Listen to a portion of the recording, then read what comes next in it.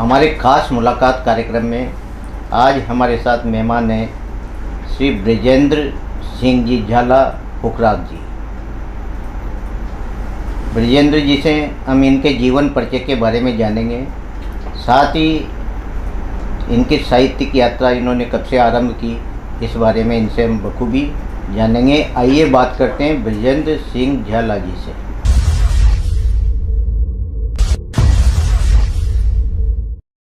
झाला साहब, आपका हमारे स्टूडियो में बहुत बहुत स्वागत है। नमस्कार साहब, नमस्कार। बहुत अच्छा लगा आपका दर्शन। झाला साहब, आप अपने जीवन परिचय के बारे में बताएं। आप कहाँ से हैं, शिक्षा आपकी कहाँ हुई और कब से आपने ये साहित्यिक यात्रा आरंभ की? जी, मेरा जन्म 24 सितंबर 1957 को कोटा राजस्थान में हुआ था और शिक्षा भी मैंने कोटा राजस्थान में ग्रहण की और कविता लेखन मैंने 1971 से कलम पकड़ना शुरू किया, तब से शुरुआत हुई है। बृजेंद्र जी, आपने जो अपनी साहित्य की यात्रा शुरू की उस समय कौन कौन साहित्यकार आपके साथ थे जिनसे आपको सीखने में मिला? उस समय साहब जब की बात थी, सन 1978 से मैं भारतीय समिति में जाने लगा था। तो उस टाइम हमारे गुरुदेव से जगदीश विमल जी गुलकन, अपने गौरी शंकर जी शर्मा कमलेश और प्रेम जी प्रेम, गजेंद्र सिंह सोलंकी, इन जैसे से मुझे सानिध्य प्राप्त हुआ।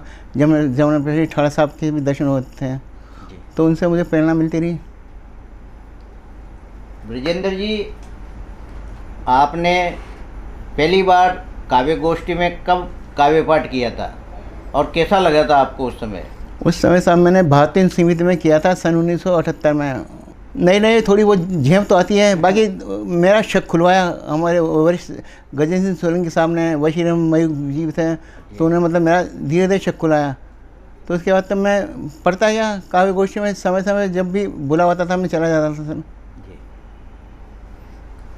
बृजेंद्र जी, उस समय जब आप भारतेंदु समिति से जुड़े थे तो उस समय भारतेंदु समिति का कैसा माहौल आपको मिलता था? क्योंकि उस समय तो छोटी सी एक पौधा था, छोटा वो नहीं, उस समय अच्छा माहौल था, बड़े बड़े साहित्यकार थे उस टाइम।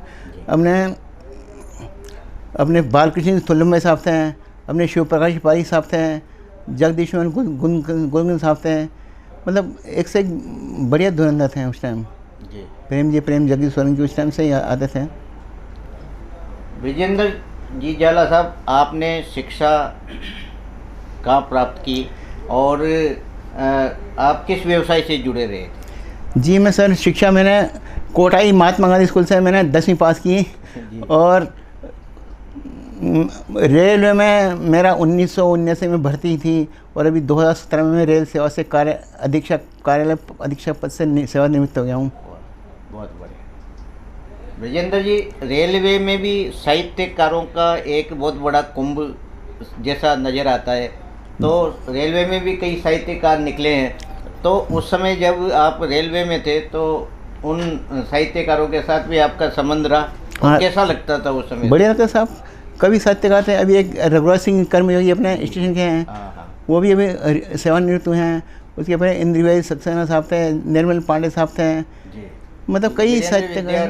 वीरेंद्र विद्या थे, वो रेलवे से नहीं थे, वो जॉब उनका प्राइवेट था, पर वो रहते उसी एरिया में ही थे वो। अच्छा। काफ़ी हमारा मतलब बहुत ही घनिष्ठ संपर्क था इनसे।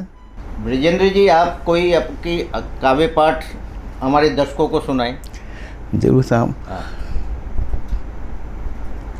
एक देशभक्ति के ऊपर रचना सुनाता हूँ साहब मैं जी।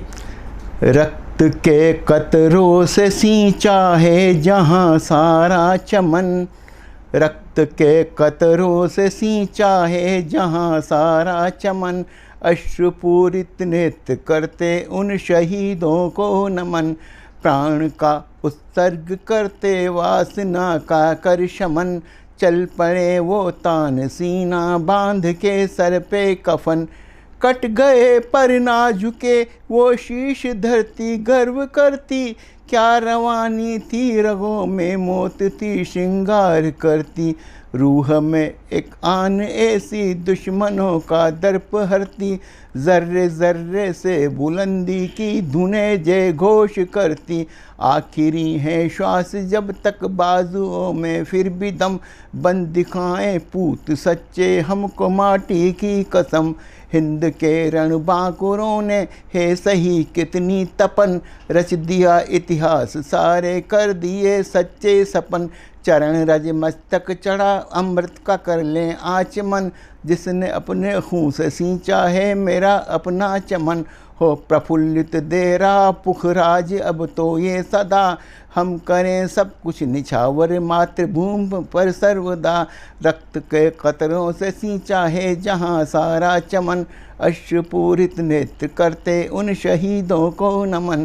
प्राण का उत्सर्ग करते वासना का कर शमन, चल पड़े वो तान सीना बांध के सर पे कफन। जी सर, बहुत अच्छा।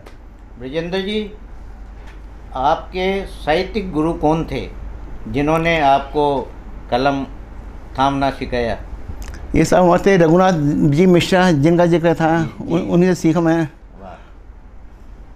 रघुनाथ जी मिश्र ने आपको काव्य लेखन में आगे बढ़ाया, ऐसा मानते हैं आप? उन्हीं का श्रेय है, और जो उसी संस्था के कपिल खंडेलवाल, उन्हीं का श्रेय ज़्यादा आप तक जोड़ने का श्रेय कपिल खंडेलवाल को जाता है, जो उसी कोटा चौपाल की टीम से जुड़े हैं। और मैं भी एक घरेलू रिश्ता सा हमारा रघुनाथ मिश्रा जी के पारिवारिक रिश्ता है सब। जो कवि चौपाल आप बता रहे हो ये संस्था है, ये इस संस्था का क्या काम है आप साहित्यकार क्षेत्र में, साहित्यिक जगत में? ये सब साहित्य प्रतियोगिता कोई विषय भी देते हैं, उसके ऊपर लेखन भी कराते हैं हर शनिवार को। हर विधा में मतलब ये लेखन करवाते रहते हैं।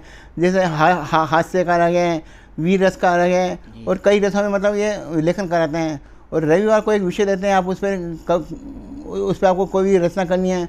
मैंने भी भाग लिया था साहब, मैं भी अच्छी प्रथम श्रेणी वगैरह मिली मुझे। बिल्कुल।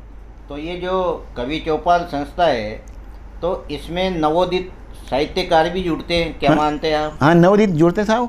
नवोदित को बहुत मतलब ये मान्यता प्रदान करते हैं कोटा चौपाल में। जी।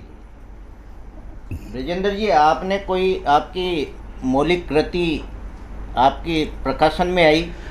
जी सर, 2007 के अंदर ये अपने रघुनाथ मिश्रा जी के सौजन्य से मेरी कविता की किताब निकली, माटी की पुकार। काफ़ी आपकी दुआ से काफ़ी चर्चित तो काफ़ी बढ़ चुकी है।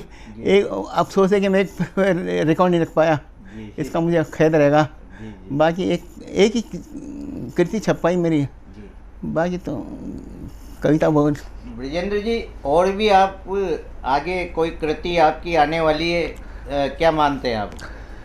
प्रयास करूँगा साहब। अभी तो क्या थोड़ा बच्चे में पढ़ रहे हैं, और क्या थोड़ी आर्थिक थोड़ी मतलब इतना वो नहीं है। बिल्कुल। तो आपका आशीर्वाद आता तो देखो कभी हो जाएगा। ब्रजेंद्र जी, साहित्यिक अकादमियाँ भी आर्थिक संबल प्रदान करती है, कोई पांडुलिपि तैयार कर रहे हैं आप, या आगे विचार है आपका पांडुलिपि इस तरह तैयार करके साहित्यिक अकादमी में आप भेजें? करूँगा साहब, मैं करूँगा, तो इसके लिए प्रयास जारी है मेरा। ब्रजेंद्र जी, आप किन किन विधाओं में लिखते हैं जी, और कितना लिख चुके हैं अभी तक? जी, मैं देशभक्ति में भी लिखता हूँ, जनवादी में लिखता हूँ, और भगवत भक्ति में भी लिखता हूँ। बहुत बढ़िया। और मेरी कविता कभी 100 से ऊपर ही हो गई। अभी तो मोबाइल में मेरे पास संग्रह पड़ा है। हम ये चाहते हैं कि ये मोबाइल का संग्रह कभी प्रकाशन में आए और जनता के बीच में आपकी साहित्य की यात्रा जाए। कभी भगवान की कृपा और आपकी कृपा रही तो साहित्य यात्रा मेरी ज़्यादा लंबी नहीं था, अभी छोटी मतलब कमी चल रही है साहित्य यात्रा मेरी। जी। कोई एक रचना आप और सुनाएं दर्शकों को। एक माँ के ऊपर कविता साहब, आपका आदेश हो। बिल्कुल सुनाइए। हम सब की खुशहाली के लिए मानी जिसने मन्नत, माँ ही है एक शख्स जिससे जहाँ बना है जन्नत। मेरी माँ तू कहाँ तू रहे जिस जहाँ, लाल तेरा पुकारे कहाँ मेरी माँ, मेरी माँ तू कहाँ, तू रहे जिस जहाँ, लाल तेरा पुकारे कहाँ मेरी माँ, मेरी माँ, मेरी माँ। तेरी ममता का मारा तेरा लाडला, तेरे आंचल में है माँ छुपा ले मुझे। तेरी ममता का मारा तेरा लाडला, तेरे आंचल में है माँ छुपा ले मुझे। तेरे प्यार बिना मैं कहीं का नहीं, तेरे प्यार बिना मैं कहीं का नहीं। आके अपने गले से लगा ले मुझे, आके अपने गले से लगा ले मुझे। नेह से सींच उर से लगा ले मुझे, लाल तेरा पुकारे कहाँ मेरी माँ। नेह से सींच उर से लगा ले मुझे, लाल तेरा पुकारे कहाँ मेरी माँ, मेरी माँ तू कहाँ, तू रहे जिस जहाँ, लाल तेरा पुकारे कहाँ मेरी माँ। दिल खोल के सारा जहाँ, दिल खोल के सारा लुटाया जहाँ, ऐसी ममता की मूरत मिलेगी कहाँ। दिल खोल के सारा लुटाया जहाँ, ऐसी ममता की मूरत मिलेगी कहाँ। जिसके दूध में वो एक तासीर है, जिसकी लोरी में है एक सरगम वहाँ, जिसकी लोरी में है एक सरगम जहाँ। जहाँ धाम है चारों वहाँ मेरी माँ, लाल तेरा पुकारे कहाँ मेरी माँ। जहाँ धाम है चारों वहाँ मेरी माँ, लाल तेरा पुकारे कहाँ मेरी माँ, मेरी माँ तू कहाँ, तू रहे जिस जहाँ, लाल तेरा पुकारे कहाँ मेरी माँ, मेरी माँ, मेरी माँ।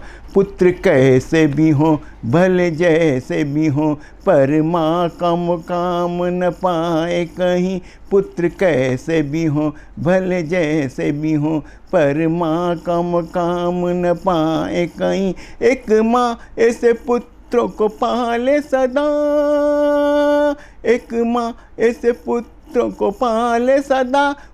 उस माँ को वो पुत्र निभाए नहीं, उस माँ को वो पुत्र निभाए नहीं। समझे न कोई ममता को भला, जिसका जो हुआ अब है खात्मा। समझे न कोई ममता को भला, जिसका जो हुआ अब है खात्मा। मेरी माँ तू कहाँ, तू रहे जिस जहाँ, लाल तेरा पुकारे कहाँ मेरी माँ, मेरी माँ, मेरी माँ। अंतिम है साहब। इस माँ शब्द में कई गहराइयाँ, रब से कहीं ज़्यादा है ऊंचाइयाँ। इस माँ शब्द में कई गहराइयाँ, रब से कहीं ज़्यादा है ऊंचाइयाँ। गुणगान करें जितना कम है, सारे फीके गज़ल और रूबाइयाँ, सारे फीके गज़ल और रूबाइयाँ। धैर्य की जननी माता धरती का रूप, जिसके हर रूप अनंत जहाँ। धैर्य की जननी माता धरती का रूप, जिसके हर रूप अनंत जहाँ। मेरी माँ तू कहाँ, तू रहे जिस जहाँ, लाल तेरा पुकारे कहाँ मेरी माँ, मेरी माँ तू कहाँ, तू रहे जिस जहाँ, लाल तेरा पुकारे कहाँ मेरी माँ, मेरी माँ, मेरी माँ, मेरी माँ। धन्यवाद। वाह ब्रिजेंद्र जी, बहुत सुंदर रचना आपने माँ के ऊपर सुनाई, बहुत ही बेहतरीन। धन्यवाद सर। ब्रिजेंद्र जी, आपने काव्य गोष्ठियों में भी भाग लिया, कोई आपकी बड़ी उपलब्धि, कई पुरस्कार आपको मिले हों, हमारे दर्शकों को साझा करें। जी साहब, मुझे समय समय मुझे क्या आकाशवाणी में भी मैंने 2 बार कविता पाठ किया, और आर्यवत रत्न 2008 से मुझे सम्मानित भी किया गया। और समय समय पर काव्य संग्रह में और सब कविताओं के साथ, कवि के साथ मेरी कविता भी मतलब प्रकाशित होती रही।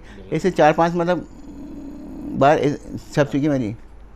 जब आपको आकाशवाणी या किसी पत्र पत्रिका में जब आपकी रचना प्रकाशित हुई होगी, तो उस समय तो इतने संसाधन थे नहीं श्रव्य द्रव्य के, तो कैसा महसूस हुआ था उस समय आपको? ठीक साहब, भगवान भरोसे चलते नहीं, मैं दे दिया उनको, कविता जमी तो उन्हें छाप दी। अच्छा, नहीं लेकिन वो छपी होगी तो कैसा आपको एहसास हुआ था? ठीक है साहब, सब ईश्वर की कृपा है। जाते जाते ब्रजेंद्र जी, आप एक कविता और हमारे दर्शकों को सुनाओ।